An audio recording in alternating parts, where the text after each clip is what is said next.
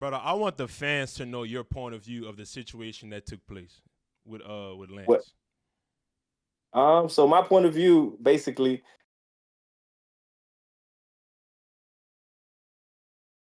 Oh man. Oh man. how you switch it? Yo,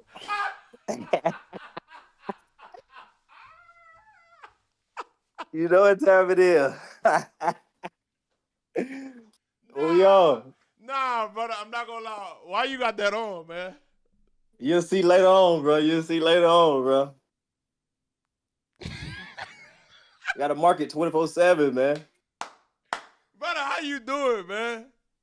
Huh? How you doing? I'm doing all right, bro. I just left the gym getting a little mobility work in. Say no more. Say no more. Say no. I heard. I'm hearing that you know what I'm saying you starting your own channel. Yeah. What you got going on over there? So what my channel is gonna consist of is referee reaction videos to, the one-on-one scenes, just to give a little more clarity of understanding of what we see as refs.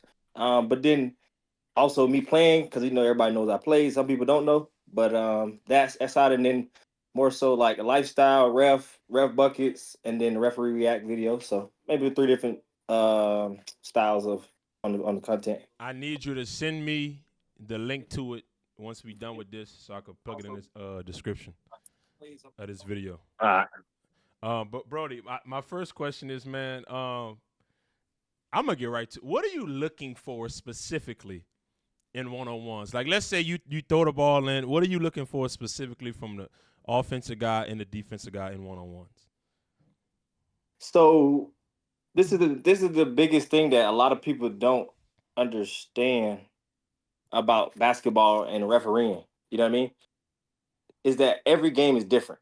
So like when you play Will, for example, on the next chapter, right? Yeah. That was a certain level of what we're looking for, what we're understanding. We know it's two dogs that's gonna play hard, they're gonna play solid, they understand about verticality, understand how not to foul. They're not going to overly aggressively foul. They might have some moments where they do foul, but just thinking that's just going through our brain refereeing you guys. Then we got different matchups like your Malik's, your small guard guy matchup. Then you got your big guys like Tays and Bino matchups where it's just depending on the people that's playing. So honestly, every game is different as far as what we're specifically looking for. Yeah. Becoming a good ref, just like all NBA teams and players, everybody have their own scout report. Same way we have our scout report. We know, okay, Ellis shoots really good off the left hand or off the right hand, then he's typically gonna go right a lot. So let's make sure we protect him going up to his right, or whatever the case may be. He's a hard driver, he's a shooter, like Frieger, for example, kicks his leg out most of the part of the time. So you have to be careful with what you call and don't call, because he does kick it out naturally sometimes, and then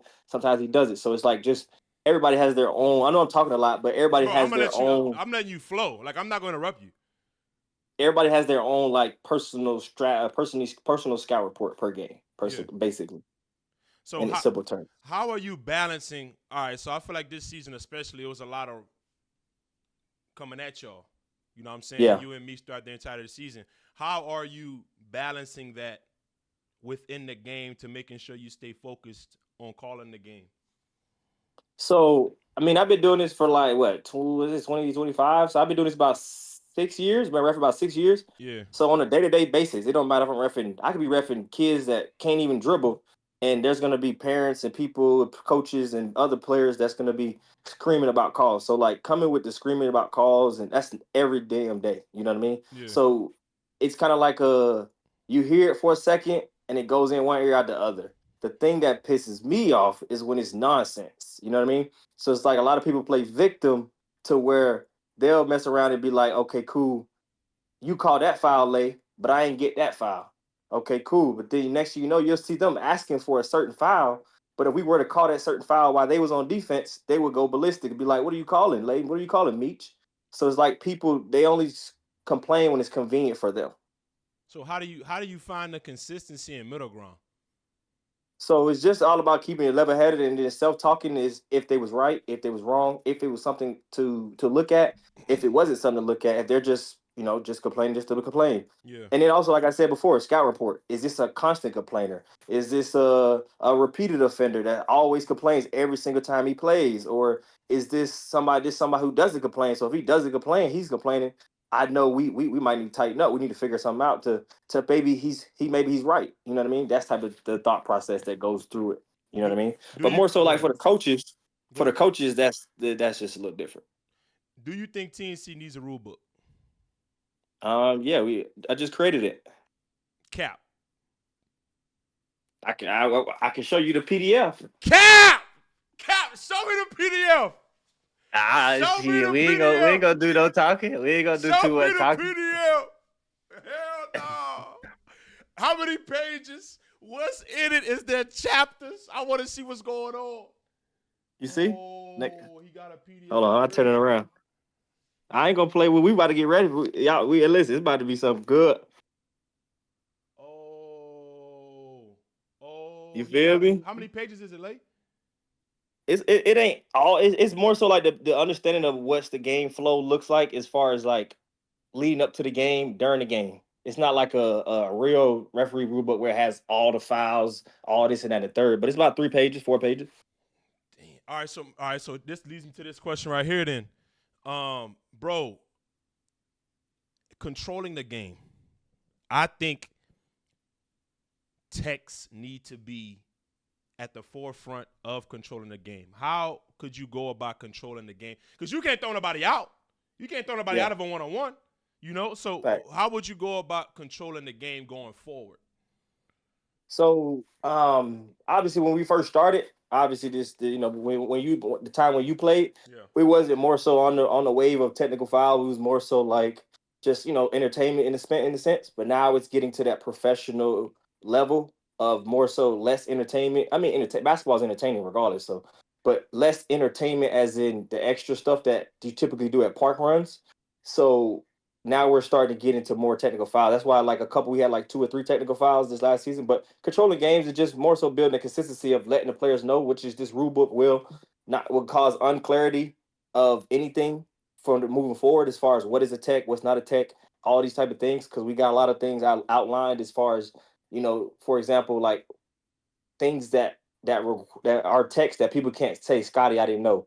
Mm. Friga, what are they calling? I didn't know this. So now we have a rule book in place to where everything typically is we crossing lines on every single possible scenario as far as text goes to let them know like if we decide to give you a tech, that's what the rule book says. We may not give it to you depending on the circumstances because still a little bit of entertainment in there. We want to keep the game flowing. We don't want to end the game on a free throw because of a little emotion. Yeah. But at the same time, we still gonna try to get that consistency as far as throwing the balls, things like that. Like that is just literally dumb for basketball. That What, makes no sense. what are two things? Give me two things or three things from that rule book that you think are probably the most pivotal, if you can, that you're really going to be looking at in one-on-ones going forward.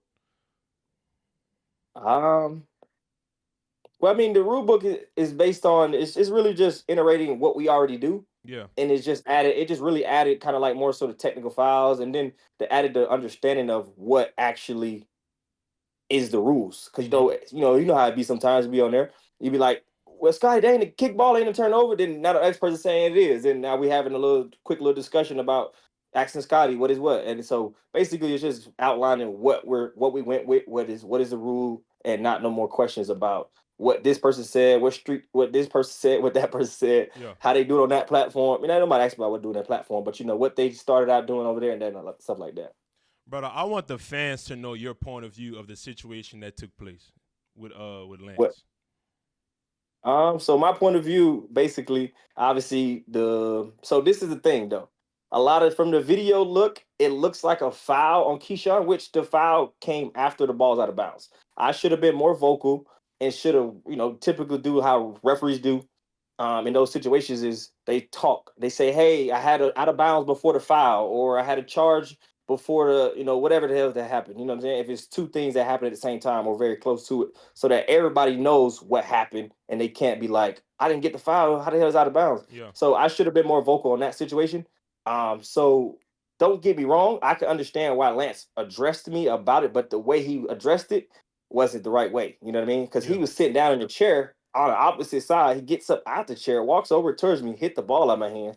And then I didn't really hear what the hell he said after until I seen the video after. So I didn't hear all that. I was pissed off. I was walking, you see me, I'm taking my jersey off and I'm going to sit in the corner, saying I'm about to go home. You know what I Yeah. mean? Yeah. So that's basically how that situation started out. Yeah. And then I didn't like how everybody ran to me, and nobody had no accountability to him. Like nobody, not one single person's beside after Michael Beasley came to me and said what he said to me, and then that's when he went over there and said, "Lance, you wrong." When it was a lot of people in there that seen it. I'm not saying people will stick up for me, but just at least tell a man when he's wrong. You should be able to have nuts to tell a man when he's wrong. Mm. That's all I'm saying. Yeah. Yeah. So what was your thought process once you got to the side and also when you got back to reffing and finishing up the day? So just to keep it really honest with you, I wanted to go home, but the inner side of me was like, don't worry about it. In the NBA, if this was the NBA, hypothetically, they would do an investigation for further repercussions. You know what I Mm. mean? So I said, cool, I'm gonna give next chapter the benefit of doubt to do some investigation after the day is over and we go home and then we're gonna figure out what's gonna happen next. Mm. So I said I'll finish the rest of the day. And then I went back out there and finished the rest of the day. I was pissed off. I was mad as shit. I ain't gonna Yeah. lie to you. Understandable. Like Understandable. like Understandable. I was Yeah. mad as shit. What? Okay. Do you think? I don't know how to phrase this question for you to make it make sense. In terms of consistency, do you feel like throughout those first 2 days were there any inconsistencies on you and Meech's end? Yes. Yes, I feel like honestly, Miles' opinion, I feel like the Tay and Bino game, that first game of the day, on the first day, I think for sure, my personal opinion, we didn't do a great job at that game. Um, for a couple reasons. But yes, I mean, so biggest thing that I want to say about consistency, this is the thing that a lot of people don't understand is in the consistency part of what that's the easiest thing to scream to say a referee's doing a bad job because it's consistency, right? What I mean is like if you're gonna say something is consistent, which is same contact, right? So if I stomp my feet 3 times with my right foot, it's not the same thing if you stomp your feet with your left foot. That's not consistency. That's two different things. Yeah. So people don't understand that. So if we call a hit foul for one person and then the other person get a body bump foul, that's not being consistent.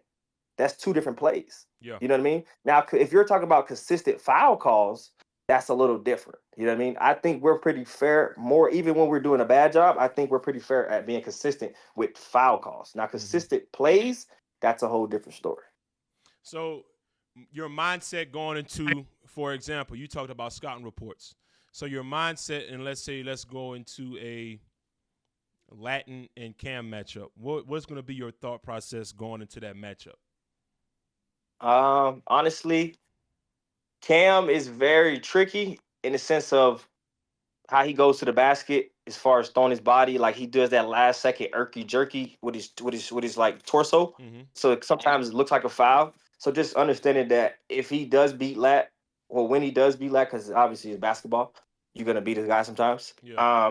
When he does beat him, just to be mindful that he does that a lot. And he takes really like on a dime type of shots. So watch the hit on the arm on the way up, Yeah. protect that. As far as Lat goes, like I said, I haven't. We see him one time on the Warzone. Warzone, so I didn't really pay attention too much at the Detroit. Not gonna lie to you. Yeah. He's good and all. I'm not saying he's not good. He's really tough, but I just didn't pay attention to that one-on-one space. Besides that one-on-one to 100 where he went all those points, but it was a little relaxed. I know that this one-on-one pay-per-view is not gonna be relaxed. Basically, what I'm trying to say is like I don't know what to look for Lat. He doesn't really foul much. He plays with his chest a lot of times, from what I've seen. So honestly, it's very gonna be a. I think that was gonna be a very like nice game. In honest opinion, like I Yeah. think it's going back and forth. Bro, how hard is it to, because everybody is saying this should have been a foul, that should have been a travel, that should have been a carry, whatever. How hard is it, if it is at all, to make or decipher these calls in real time?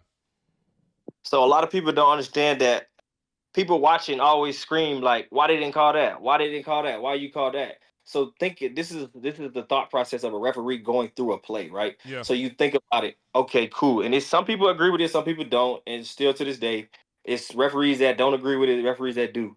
Everybody has their own style of playing basketball. Everybody their own style of refereeing. So when I Mm-hmm. go into this, it's going to be like typically when you referee, you think about did the other person get this type of contact? Is this a consistent type of contact that's going to continue to happen? What does the rule state? Is that illegal contact or legal contact? Is that person capable of making that? Did we have fouls like this before? What's the time? What's the time? What's the score? All those type of things. What's the second foul, especially on the one-on-one scene? Is this the second foul in a row? Like all those type of things go through your head, and you have to make a decision within less than a second. Yeah. So people watching it on the viewer standpoint is thinking from a, let me go back 10 seconds, let me see that again. Oh, that was a foul. Why they didn't call it? Or that wasn't a foul, they did call it. Now you're having time to think. I don't have all that. I have to make a decision quickly, really quickly, really, really quickly to understand, like, is this the right call? Is it not the right call? Sometimes we react and we anticipate contact and we have bad calls that we like, damn, we could let that one go, and things like that. But for the most part, bro, it's a lot we got to think about to make a call. Even travel calls, even double calls, everything, carry calls. That's why sometimes calls come late and people don't agree with it because it's a certain thought process that you had to think. Okay, cool. Now we got to get that foul. Damn. That's why it's more than what people think, bro. That's why, like, that's why I be like, why is everybody get so much pressure on us when we got everything to think about? And y'all have typically not a lot to think about. Yeah. Like, you know what I mean? Like the game when you played Will, you was not complaining to the referees at all. You had one little play that you felt like I ain't like that one. But other than that, you was locked in on you was down, fought back, figuring out how to stay solid on defense, figure out how to get buckets and keep yourself going. You did a lot of self-talk. A lot of people don't do that. Yeah. They find ways to blame other people or talk to other people. So, and another thing I want to say before you go, because I know you ain't gonna talk about this, is a lot of people in this on the sidelines, they never keep it real with their players. They never keep it real with the players. Like, just for example, and I don't want to put it, but it's just the last thing that happened. The Jay Horn situation, where Jay Horn is jumping, and I'm calling the A to B contact foul for him for Friga, right? Nobody is telling him, hey, you have to jump straight up after I just told him. They're saying, no, Lay, you're wrong. You're wrong, Lay, you're wrong, Lay. And not telling him. Then he takes terrible shots, and don't nobody say a word to him. But everybody screamed at me when they feel like I didn't call the correct call. And I'm not just saying me, but Meach too, whatever. And just referees, period. So, like, I feel like the sideline people should be more realistic with the people that's playing and hold them accountable for, like, that's a bad shot. You can't talk to the ref. You just took a terrible shot. Like, how are you going to say something to the ref? You just took a terrible shot last session. Mm-hmm. So I think that's my thought process, too, sometimes when I be thinking about plays. It's like, bro, you just took a terrible shot. There's no way in the world you can say something to me unless I miss a blatant stupid foul. Like everybody in the gym was like, yeah, Lay, that's a foul. I don't care what you trying to say. Yeah. That's a foul. And I always keep it real, people. Yeah. Do you think some of it is to put pressure on you and Meach to make a call, even like you know how some coaches they'll press the issue, yeah, to make you make that call while they're telling their players in the huddle, yo, that was terrible. You better not do that again when you go back out there. Do you think that could be a situation? Nah, and the reason why I say nah is because if it's that, when you don't get a response, you quit. But when it's purposeful to be like to try to put pressure on the ref to be like he's held accountable for my win and loss. Yeah. Oh, well, not for my win because the win ain't gonna say nothing. But for my loss, then they would stop being persistent. Coaches that ride you for calls, once you don't give them a response, they stop riding you because they understand that they can't get it out of you. Mm-hmm. You know what I mean? So like people are doing it to basically try to put other people with it, to try to get somebody else on a bandwagon to blame with you, to be like, yeah, you're right. The Lay and Meach cost me that game. Yeah. The refs cost me that game. You know what I mean? Mm-hmm. So that's basically what people try to do. Because now the viewers are watching and they're like, well, Horn said that I kept, not saying Horn, I don't mean to put him in the mix a lot, but such and such said, well, Lay said that he kept getting fouled, and that's the reason why I lost. So it's like things like that. People don't understand that their voice carries to a lot of people that don't even know basketball. So whatever they say, if that's their fan, that's what they're gonna go with. LeBron say, go put 2 tissues on your toilet tissue when you wipe your butt. Everybody gonna do it.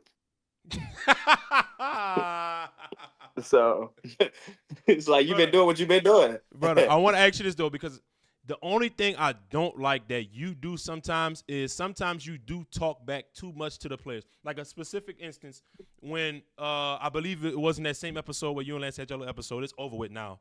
But it was right before that you and Cam was exchanging words for a little second about a call. Right there, I just felt like you should have just teched him up and boom, we moving on.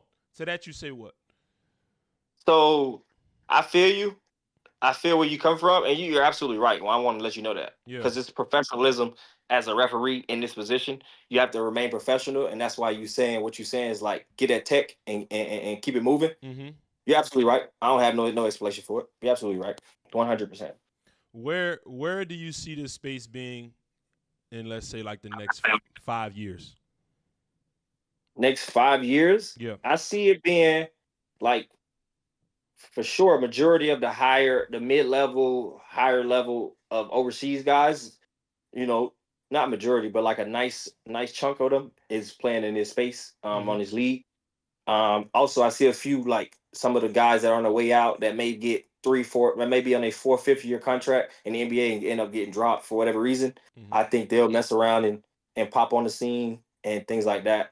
And then some of the ex guys that played a full 15, 16, 13, 12 years and just decided that it's time to go.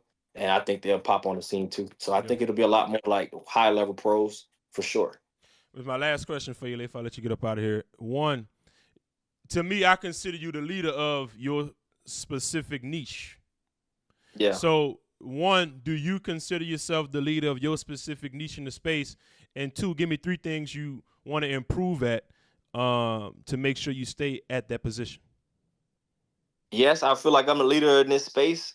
For the simple fact of that, not just because I do celebrity events, but that I do get called for a lot of things. I mean, a lot of things from EYBL. Like I'm going to EYBL this weekend in Memphis.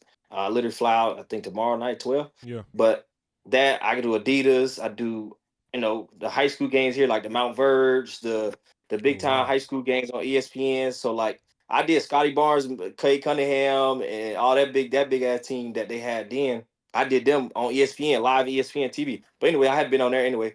So I've done just being able to get called because it's like people respect that you do a good job, even though that I do have a good brand as far as the ref buckets go. Mm-hmm. But people understand that I do a good job and I do get my job done as a referee, not just as a influencer or entertainer as the ref Yeah. bucket shit goes. Like so, anyways, 3 things I think I need to improve on is more so like some of what you said is like just less going back with them. It's like because coming from where I come from, it's like you don't let nobody chump you out in a sense.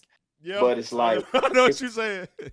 especially when it's repetitive and it's like, bro, I can't really do much because I'm a ref and I have to, what I'm saying, this is something I signed up for. You know what I Yeah. mean? I don't have to do this, but it's something I signed up for. Every time I put this shirt on, I sign up to be cussed out, basically. Yeah. You know what I mean? Just like the police sign up to be cussed out as soon as you put that uniform on. Anyways, my 3 things I think I need is just more so like better communicating as far as choice of words, basically. So I can say something back, but just choice of words that I use to be more effective and to be more like positive. You know what I mean? Like I'm not a negative person, but when you say some nonsense when I'm refing and you're steady complaining, I get to whatever I want to say at that point. Yeah. But just that one. Two is just it's really tough because it's like That's what it don't have to be 3, bro. It ain't gotta be 3. I just said 3 for a number. trying to think. Let me see. And I'm not saying I'm a great referee, like I don't have nothing to work on as referee standpoint. Yeah. But that's like a 5-on-5 thing, you know what I'm saying? The 1-on-1 space is like in the sense of it's a box. You know what I mean? 5-on-5 is a little different as Is it far as easier to ref than 5s? nah. No. Nah, it's harder to ref ones than fives, in my opinion, because fives you got different variables that can help you out. Yeah. 1-on-1, you miss a call, that could be it could end the game in a sense. You know what I'm saying? I know y'all like to say like certain foul calls, you don't get that certain foul call Yeah, I that do. that I do. that that throws the run. I know y'all like to say that, but at the Yeah, end I of the do. day, like you played in Yeah. this shit, so you understand that at the end of the day, if you stay true to what your game is, play solid on defense, and you stay positive on offense, shit gonna turn around for you. Yeah. You know what I mean? So one call don't cost you the game or a certain call. Now, if it's 25-25, I think then it's a little bit more crucial on the type of calls that you make. But I think at the first beginning, first halftime points, I think that has it don't matter what you miss and don't call. I think it has no effect on the outcome. That's just my opinion. But listen, But anyway, I do think, and this is just me because I've played a lot in this scene, whether it be 1s, 3s, or 5s. A lot of the times it's on the players. Now, there's sometimes where it's bad calls, but some of the shots that have been taken in terms of selection and what you do with the basketball with 4 dribbles, a lot of it is on the players, man. And I'm not saying that because you on this live. I'm not saying it No, because you're on this live. I've said in my videos, Lay, that's a bad call. Me, that's a bad call. But there's a lot of times where there's been bad selection, whether that be what you do with your dribbles or shot selection. That's just the truth. oh, what you on defense? Oh, you reach. Oh, you bit for that. You came off the ground. You jumped up. Like you Yeah. grabbing and fouling. That ain't got nothing to do with the ref. I didn't play bad defense and make you have to bail out and grab. So those things that people don't like to take into consideration. But anyways, I think 5-on-5 I can work on being more better at court presence, being more vocal as far as like not just talking, but like when I'm on the court, like you see it, like just honest opinion though, like people don't notice this shit though, but like when you have your higher level referees, like the NBA guys, if they ever ref a game in your city, like a AU game, whatever, you'll see the difference between the regular guys, the everyday guys, and the NBA guys. And it seems like it's just refing, but it's like the certain court presence, the dominance that certain referees bring on the game. I think I have to imply more dominance, and not saying blowing whistles, but it's just a certain persona that That you layer. have. Yeah, it's like, all right, I know he gonna always give it to me certain way. He ain't gonna sugarcoat. I mean, I got a little bit of that too because I do give people when we miss a call, or if it wasn't a foul, we called it shit like that, or if it was a foul, we missed it. I always be honest. I don't never say no, that wasn't a foul. Nah, I always be like, that was a foul. You right. We missed that. We keep moving. We missed that travel. We missed that carry. Like I don't never try to be like I'm a perfect ref. I'm never wrong. I always take accountability. That's the first thing I do. Yeah. Is accountable.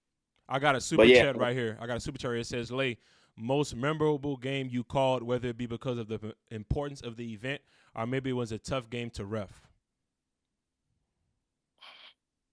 that's a good question. We didn't we didn't called a lot of them joints. Um, That's actually a great. That's a great fucking that's a question. fucking great question.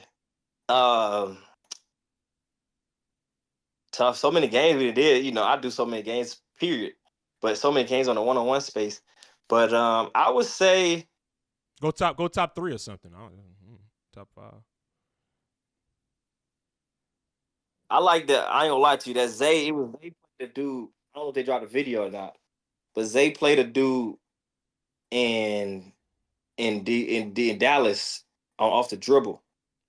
That shit was so like respectful. What I mean is like it was some shit that was going on in the game. Now one of them complained.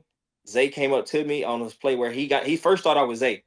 He first came, he got bumped on a floater, one of his little quick floaters, bump. He said, he just looked at me. He walked up with the ball to give me the ball as far as play defense. He said, Lay, let me do the same thing. They literally did the same thing the whole night. Not one of them complained. It was a close game. It was like 27-30, shit like that. But that was, and it was skill game too. Like they was both like getting nice skill buckets, efficient. Zay going to 8 run, 6-7 run, Buddy going to 5-6 run, shit like that. It was a good game. That's one. I like the Moon and Frigga game. No. Pat and Kale game that just happened in Cincinnati. That shit was lice. That Yeah. shit was not. Yeah. Even though That's crazy. my boy Pat got walked down, but that shit was still good. That shit was still good. That was a Damn. great bump that day, bro. I'm trying to think one more, bro. It was a city game too. Was it the? It might have been. Nah. I think those two off the top of my head I could think of. Yep. That's all two I could think of. But Nesco Nesco ain't played nobody that I ref. Yeah. So Yep. no, I mean that Cam and Mike game on pay-per-view was solid.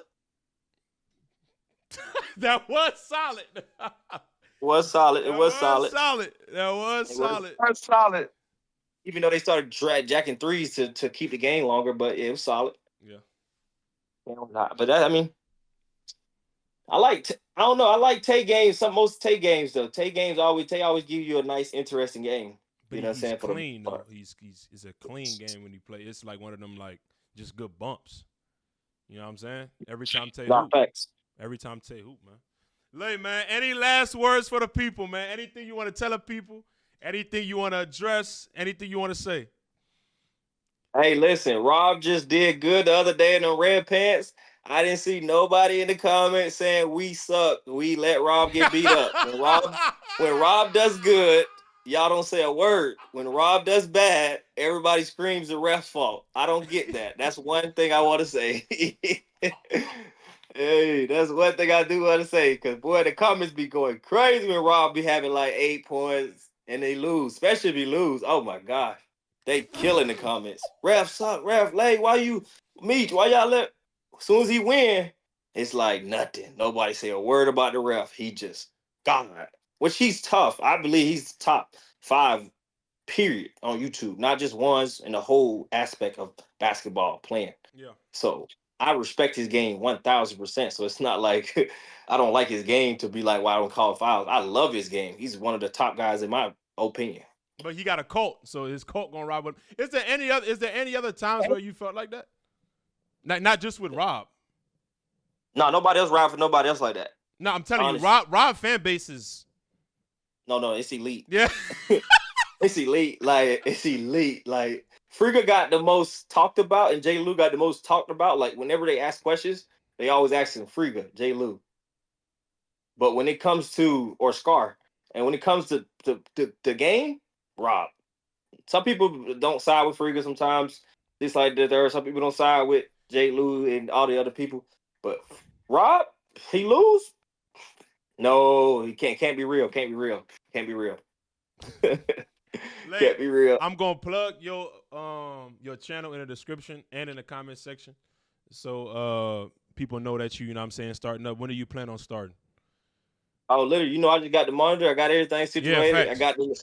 I just got the little gaming chair. So Yeah. we get situated. I got the desk coming tomorrow. So when the desk come, I'm gonna set everything up. And when I get back from Memphis, on Wednesday, Yep. I'm gonna start everything up. So I think that's the 23rd, 27th, 22nd. I'm Some shit like that. So, dropping a link. Go subscribe to Lais channel, man. This is gonna be good for the community as well. Lais, bro, appreciate you pulling up, gang.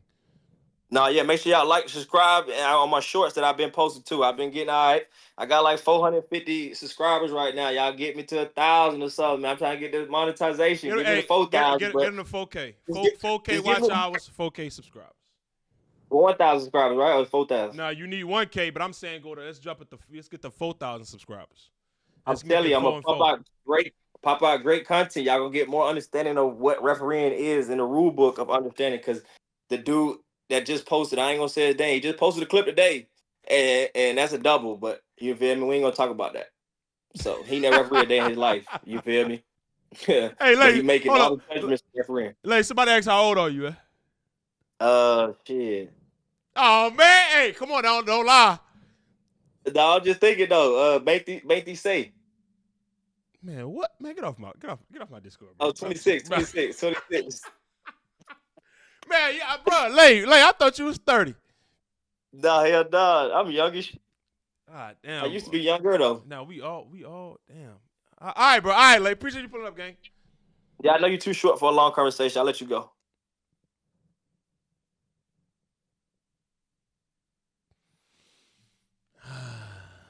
Why?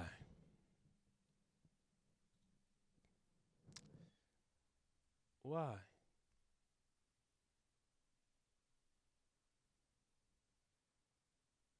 Why?